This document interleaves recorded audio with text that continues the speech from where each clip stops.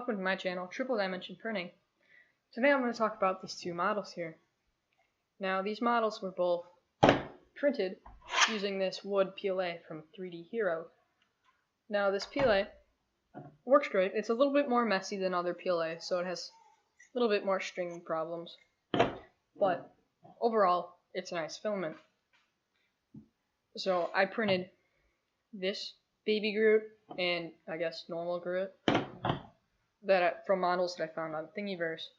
Now, one thing that I had the cool idea of is this model here. I took and I put wood finish on it, and it makes it a little bit darker and a little bit more wood-like than this model, which doesn't have any wood finish on it.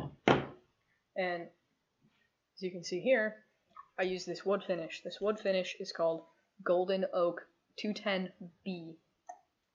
Now, obviously it worked pretty well, and the process behind that was I just sanded this down. I sanded all the edges on this, and then I used a paintbrush and like a cheap plastic tray from some food and put it under the model and just painted it on using a paintbrush, and it comes out with a pretty cool effect. I like it, and it definitely looks different than my model, and it looks nice. So let's get to painting the wood finish onto Groot.